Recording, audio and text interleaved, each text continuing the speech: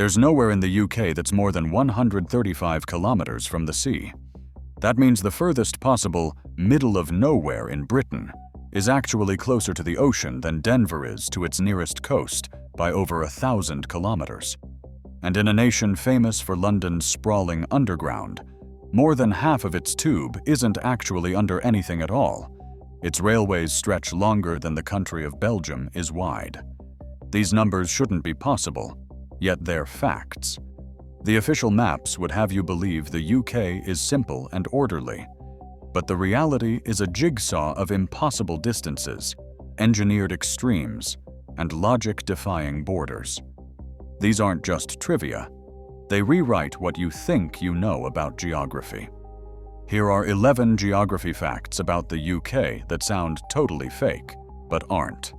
At a windswept patch of Derbyshire called Church Flats Farm, surveyors with GPS gear once declared the spot the furthest you can get from saltwater in the UK. The number? Just 113 kilometers. That's about an hour's drive before you'd be dipping your toes in the North Sea. For context, someone in Kansas might travel 6 times as far before glimpsing the ocean.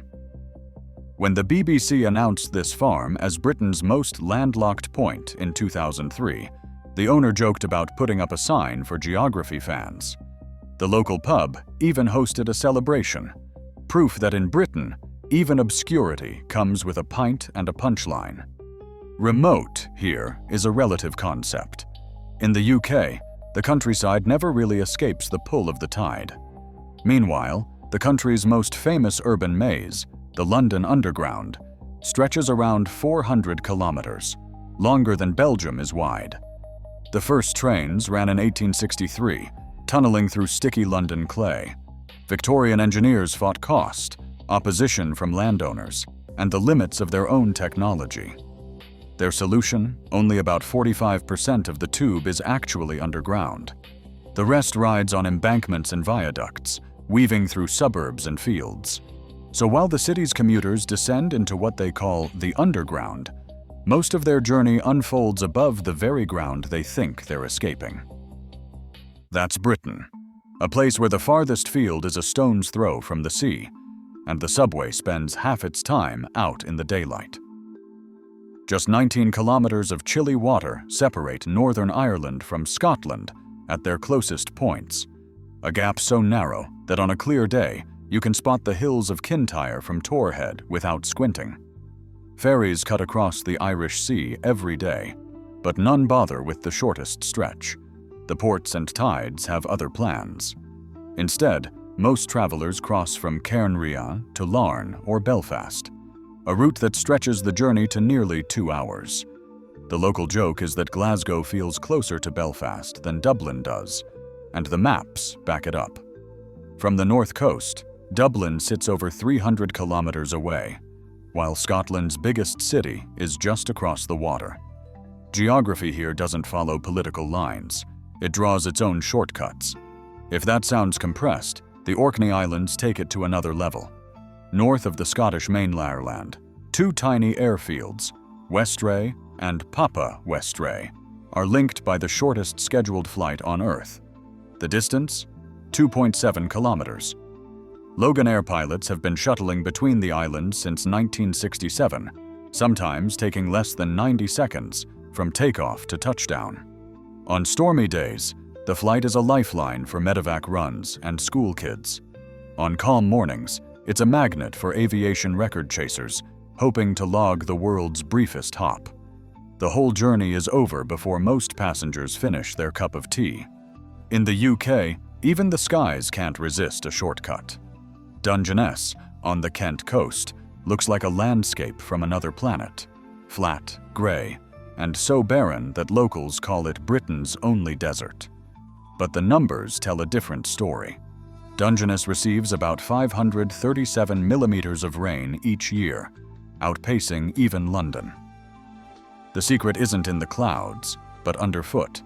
Billions of pebbles form a shingle plain so porous that rainwater vanishes almost instantly, leaving the surface dry and cracked even after a downpour. Botanists marvel at the tough, wiry plants that cling to life here. their roots stretching deep into the stones to chase every last drop. The RSPB reserve manager once joked, "The rain comes sideways, the plants barely take root, yet the place never floods." Wales, meanwhile, flips the script on coastline logic. The country covers just 20,800 square kilometers, small enough to cross in a morning drive. Yet its shoreline stretches a staggering 2,700 kilometers. That's more than Florida, a state 7 times larger, and it all comes down to the math of measurement. Every jagged bay, headland, and tidal creek adds another twist to the total. Welsh cartographers admit that the finer the ruler, the longer the coast appears. Comparing coastlines is like comparing clouds. It depends on how close you look, one surveyor explained. Wales's glacially carved edges turn a compact country into a coastal giant, proving that in Britain, appearances rarely match the numbers. From the summit of Snaefell, 621 meters above sea level on the Isle of Man, a hill runner stands in the wind, scanning the horizon for a rare sight. On those handful of crystal-clear days each year, the view stretches across the Irish Sea to 4 countries: England's Lake District, the Scottish coast, the peaks of Snowdonia in Wales, and the Mourne Mountains of Ireland. Locals call it the Four-Nation Panorama. One runner, Eileen Mackenzie, remembers her first time catching it. "It felt like I stood at the crossroads of the British Isles. 4 ways to belong." Follow the water downhill and the story gets stranger. The River Severn, at 354 kilometers, is the UK's longest river. Yet it doesn't start in mighty England. Its source bubbles up on the slopes of Plinlimmon in mid-Wales, a country so compact you could cross it before lunch. From there, the Severn winds through valleys and cities, famous for its tidal bore, a rolling wave that surges upriver, drawing surfers and photographers.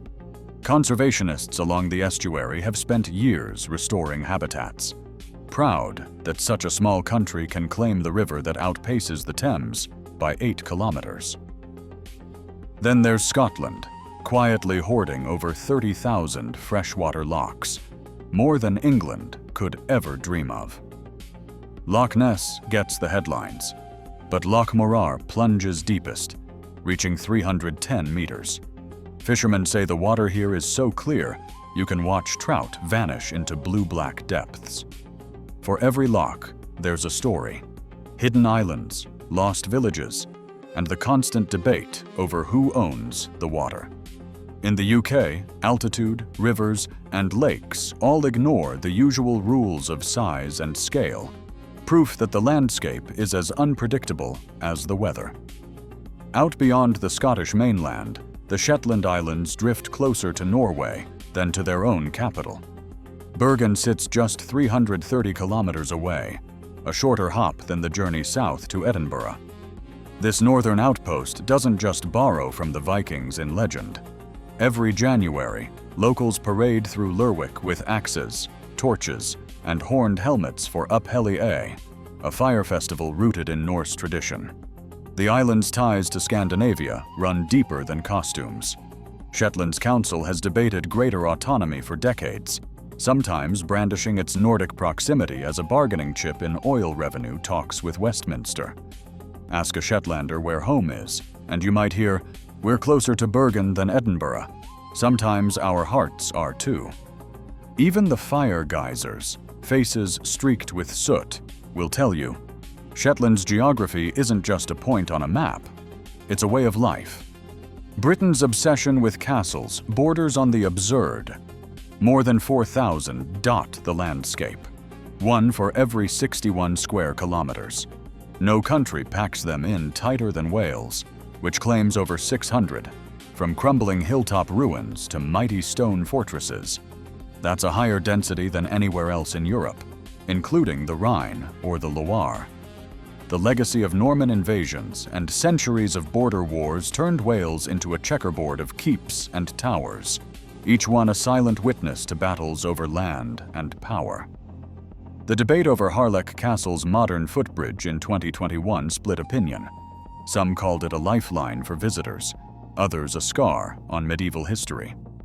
Heritage experts still argue whether these fortresses should be frozen in time or adapted for the living. As one Welsh historian put it, every stone fort in Wales tells a story of resistance, whether to English armies or modern developers. In Britain, even the ruins are restless. Wales, with just 20,800 square kilometers, claims more coastline than Florida, while the UK's farthest inland point is less than 113 kilometers from the sea. These verified figures, supported by Ordnance Survey and Met Office data, reveal a country where geography twists expectations.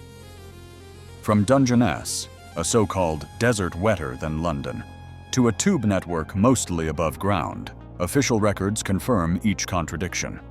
Yet some questions remain. The precise length of Wales's fractal coast still defies exact measurement, and the true number of inhabited islands shifts with each new census. Today, these quirks shape everything from daily commutes to debates over regional identity, as seen in Shetland's Nordic ties and Wales's castle legacy. The evidence is clear. The UK's geography is a collection of paradoxes, documented and ongoing. If one small cluster of islands can hold this much geographic strangeness, it proves that the most surprising facts can be found in plain sight.